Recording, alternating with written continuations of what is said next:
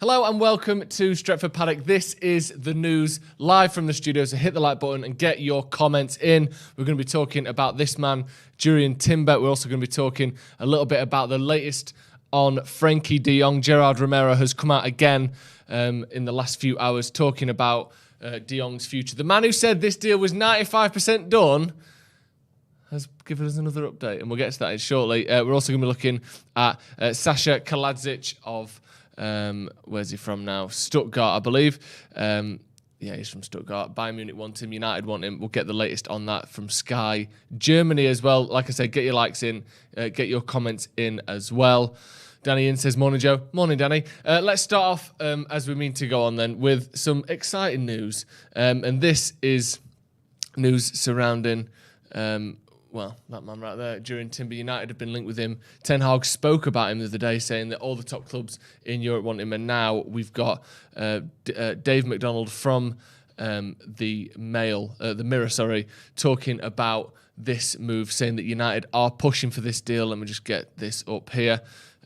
He's saying Manchester United are pushing ahead with a move for Jurrien Timber. Ajax and United are understood to be in talks over a deal. That's massive. The fact that the two clubs are talking generally means that the other stuff has been taken care of. Obviously, that's not always the case. And the fact that, you know, Manchester United incoming manager is Ajax's manager maybe means that the conversations between the clubs are happening earlier than they would in a normal transfer. But typically speaking, as we all know from watching the amount of transfer sagas we've had with United over the last, you know, however long you want to call it, the team approaches the player, which again is technically you're not meant to do, but that seems to be how it goes with every club.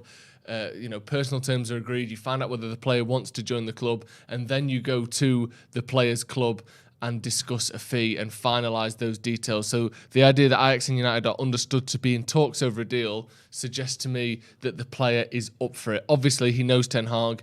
That very much oils the gears on this transfer. It means that he knows the play style that he's going to be joining. He knows the manager he's going to be joining. And again, it's a familiar face to move to a new country. He's 20 years old. Which, you know, I don't know how many 20-year-olds are watching or people over 20. The idea of moving to another country where I'm sure he speaks English because most Dutch people speak English, but it's not your first language, it's not a country you've grown up in, is a bit of a daunting task for anyone.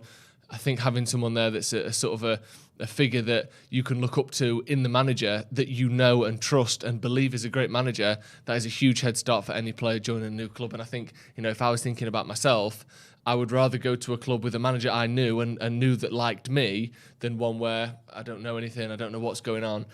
This seems to me like a very possible deal. There's also talks coming out that Bayern Munich are interested in him, and that they, you know, there's different talks. One from one report, one from another report. One saying that Bayern want him and that United are worried that they lead the way for him, and the other reports are saying that Bayern have basically pulled out because they think Manchester United are the favourites. I'm going to be optimistic and hope that those reports are the correct ones. But again, Dave McDonald in the Mirror saying that United are pushing ahead with a move for Jurrien Timber. Ajax and United are understood to be in talks over a deal. That's big news, if you ask me. That's very big news to Manchester United. And again, he's someone who, we were looking at the stats yesterday on the podcast. If you haven't checked that out, head over and check out the Paddock podcast. But in terms of playing the ball out from the back, he's absolutely ridiculous in terms of his stats. Let me just get some of those up. So this is in comparison to other centre-backs in Europe's top 5 leagues. He's got, in terms of passes completed, passes attempted, progressive passes, progressive carries, dribbles completed, touches, and progressive passes received, all of the things that, you know, a progressive centre-back needs to be able to do, which is be on the ball, pass it forward and take the ball forward. He is in the 97th percentile or above for all of those stats I just mentioned there, which is obviously fantastic. In terms of pressures and tackles, he's, you know, a bit more average in terms of those numbers. His blocks are very high as well. But all of those progressive centre-back actions, like I said, progressive passes, progressive carries, dribbles, pass completion, and passes attempted, he's in the 97th percentile or better, which is absolutely astonishing, especially for a player of his age, to have the confidence to bring the ball out from the back, because I think a young centre-back could quite easily fall into the trap of playing it safe. If the ball comes to me, I'll clear it. If the ball comes to me, I'll pass it. The idea that he's dribbling more than 99% of other centre-backs in Europe at the age of 20 is hugely promising. Again, the one weakness that he has when you're talking about the Premier League is his height. He is only 5'10". and his aerials won with 1.26 per game puts him in only the 4th percentile in Europe, which, you look at Harry Maguire on one hand, who's I think in the 90+ percentile for that. You got Timber maybe next to him, or Varane and Timber next to him. They're almost sort of covering each other's weaknesses maybe, but on the ball he looks like a sensational player and one that's only going to improve. Like I said, he's 20 years old. I'll have a look at some of the comments. Braden says, let's hope it's the first of many. Yeah, definitely. I think United need many transfers. I don't think he's going to be particularly expensive. I think rumours are around the 20 to 30 million mark, which again, it's a lot of money in it. It's more than I'll ever spend on anything, but I think in the football world, that's a relatively inexpensive transfer by 2022 standards. Maltese Devil says, we need a warrior like Stam or Vidic. Maybe, but I don't know if the modern centre-back and all the modern teams all have a player like that. I'm not quite sure they do. Maguire ain't much in the air. Duncan, I understand your point about Maguire. Maybe he's not the best centre-back in the world. He is brilliant in the air. That's the one thing I don't think anyone can argue. Maybe scoring goals, he's not that great, but defensively, winning headers, look at the stats, he's one of the best in Europe. I think when you watch him play, the one thing no one would deny is that he wins the ball in the air very, very well. Right, let's move on. Joe sounds upset. I'm absolutely not upset whatsoever. I'd love the idea of signing Jurrien Timber. Let's move on to Frenkie De Jong. Frenkie De Jong. Look at him. We miss him already. He never quite got in our clutches, and I miss him already. Right, Gerard Romero, who again is the tier 1 journalist for Barcelona, very highly rated journalist in terms of reliability for them. Was it last week? Came out and said that he thinks there's a 95% chance he will play for Manchester United next season. There was talks about Barcelona needing to sell him for financial reasons. And weirdly, there were interviews with Xavi, there were interviews with other sort of higher-ups at Barcelona over the last week talking about De Jong, and they all said, we like him, we want to keep him, but the financial situation is what it is. We have to deal with the financial situation. There was always this emphasis on the financial situation, which suggests to me that there is some fire to this smoke about basically Barcelona having to sell him. We then see Gerard Romero last night coming out and saying, if De Jong stays next season, Barca will seek a wage reduction and the player won't oppose it. That was on his Twitch stream last night. Essentially saying, all of this, we might have to sell him talk, could well have been negotiation tactics by Barcelona to make Frenkie De Jong take a wage cut. Because, like we said, we know they're struggling for money. If he's on, I don't know what he's on at the moment. There was all that report from Barcelona, wasn't it, where everyone was on pretty much twice what you'd think they'd be on. Let's say he's on 250,000 euros a week. Maybe they're saying to him, you can stay. We know you want to stay, but you're going to have to go down to 150. And, if you don't like it, you can leave and join Manchester United if you want. I worry and I wonder whether this whole thing has been a big negotiation tactic by Barcelona to get Frenkie De Jong to take a wage cut, which would be slightly upsetting.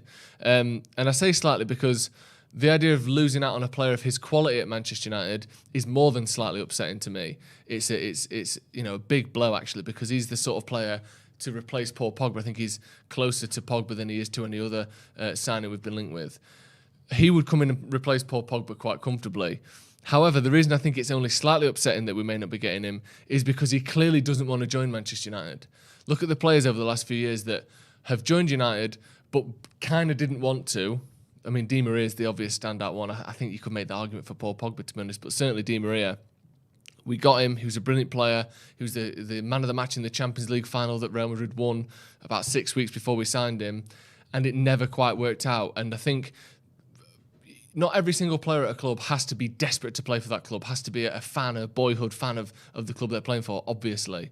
But I think when you have players that aren't really that keen on joining in the first place, those players tend to be the first ones to lose interest or to lose motivation when things aren't going well. So I'm sure if we were winning league titles and we brought Frenkie De Jong in, he'd go, I don't really want to be there, but you know what? I'll go there anyway. I'm sure he'd get on great. There'd be no problems whatsoever. But if he's thinking, I'm not really sure, and then you bring him into a dysfunctional team where the dressing room's falling out with each other every 2 minutes like it seems to be, I think he might struggle to keep that optimism and to keep that drive when it's, people around him don't have a similar attitude because he was never keen to join in the first place. So I'd love to sign him. I'd love him to want to join Man United. But if this was all just a big tactic by Barcelona to get him to sign a new deal for less money, I wouldn't be, completely disappointed if United did happen to miss out on him.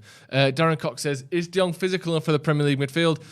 I think that would be a question around him. I don't think every midfielder in the Premier League is particularly physical. There's, you look at someone like Jurrien, for instance, he's slow, he's not particularly strong, but, what was he nominated for the Ballon d'Or last year? I mean, somewhat erroneously, if you ask me, but I don't think everyone has to be a big, strong midfielder. Look at Modric, he's a small, diminutive player, and yet was more than physical enough to play in the Premier League for Tottenham for those years. So, obviously, that's a question that would have to be asked of Frenkie De Jong, but I think he'd probably be just fine with that. He's so good on the ball, and he's very physical in his output and his work rate, even if he's not particularly strong physically. Duncan Edwards says, De Jong is streets ahead of Pogba in ability, but he has only completed 13 games out of 33 this season since Xavi joined. Exactly, that's a potential issue as well there. Manchester Maverick says, are you suggesting Barca are being sneaky? I don't think they're being sneaky. I think they're just using typical negotiation tactics, which are, you don't want to stay on our terms, go then. Oh, you do want to stay, okay, and you've agreed to our terms, brilliant. It's just negotiation tactics, isn't it? And I think Gerard Romero either A, has been sort of caught up in this and believed what was being put out by Barcelona, or B, willingly spread the information that Barca was giving him, knowing that it was false, or knowing that they didn't want to sell him, and that it was all to get a new deal. And here's the third option. He may still join Manchester United, because he may say, actually, you know what, I'd rather get paid 300 grand a week at Man United than 150 grand a week at Barcelona. As much as I like it here, I'm thinking about my kids and their kids and their kids. And I do a 6-year deal on 300 grand a week. I've got 3 generations set up for life here. So there's a chance that he joins Manchester United, but I'd hate for it to just be for the money, as I'm sure, most United fans would as well. And finally then, let's move on to Manchester United among the top clubs who will compete with Bayern Munich to sign Saša Kalajdžić. He's an attacker from Stuttgart. I was just looking at his stats before. He's got 6 goals, 2 assists in 15 games in the Bundesliga, which is a fair return. I wouldn't say it's a particularly stunning return. A goal every 3 games is decent. He's only played 15 games in all competitions this season, or certainly only played 15 games in the Bundesliga, which again is slightly concerning. He's had shoulder injuries, he's had coronavirus early in the season, but I think he missed, how many games is that there? At least 10, maybe more. He missed basically from 19th of December to the 28th of August last year with a shoulder injury, which is obviously slightly concerning. But yeah, he's a player that obviously has some talent. He's 24 years old. He may be a sort of bringing in as a backup for Cristiano Ronaldo. And again, according to Sky Germany, who are mixed in their reliability, but it's Sky, so you give them some credit. They state that the Bundesliga winners in Bayern Munich have identified the Stuttgart star as a replacement or a backup for Lewandowski next term, who maybe will be joining Barcelona, which kind of ties into Frenkie De Jong's availability and wages. Bayern not alone, as Man United, Dortmund and PSG are also keeping an eye on the forward. The 24-year-old missed the first half of the season due to a shoulder injury, as we said, and since regaining full fitness in January, he's managed 6 goals and 2 assists from 15 league matches. Sky transfer expert Mark Berenbeck explains there will be a first round of negotiation between Dortmund and Stuttgart. The journalist adds that the player is on Dortmund's list, while United are also in the picture for him. This is the quote. He's on Dortmund's list. Paris have also expressed an interest. United have inquired about him, but so far there's been no contact from those clubs to Stuttgart. So it looks as though, again, Bayern is the front runner for this one. Bayern, by the way, who are signing so many players and are linked with everyone this summer. They've already signed the fullback and the central midfielder from Ajax, Gravenberch, and I can't remember the fullback's name. They're linked with Timber as well. They're linked with Kalajdžić as well. They're linked with everyone this summer. I think they saw that early Champions League exit, and they took that personally, and they're trying to rebuild again for the next coming years. Is he a target man? I'll be honest, I haven't seen much of him. He's a player who, again, is a centre forward. He's how tall is he there? He's 2 meters tall, so he's very tall, 6'6" kind of striker. I would assume he's a target man, with him being such a big target physically. But again, he's not someone I've seen a lot of, unfortunately. He will need a very attacking wing back to assist his goals. Potentially, yeah, with his height. I'm sure he's not the quickest of players. I think there's another story, clickbaiting United to pump prices up. Duncan, I think you might be absolutely spot on there. Again, the thing you have to remember is, I don't think you can artificially put United's name into any transfer, because he will be on a list at Manchester United. We heard, this is what's almost ruined all transfers for me. We heard Aaron Wan-Bissaka was one of 400 right-backs when we signed him. And that doesn't mean we go and scout, we chat to the parents of, we chat to the club of all 400, but it means, you know, what is it? United have inquired about him. It means there's 400 people who we've gone, he could be good enough, 400 times. And if we're looking for strikers this summer, which reportedly we are, then there's a good chance that he is on that list of presumably 400 plus strikers, because the database that has all of the top strikers in Europe in it that United will be searching will have his name in it. So I think any given player that any top club signs this summer, whether that's Gravenberch from Ajax, whether that's De Jong or Timber or whoever it may be, Kamara who's going on a free from Marseille, he will be on United's radar, because everyone is on United's radar. Man United is, you know, whether we get our transfers right or not, we have access to the radar that all of these clubs are using to look at players, to highlight the best potential players in the world. We know who Kalajdžić is. We know who Timber is. We know who Gravenberch are. We know all these people.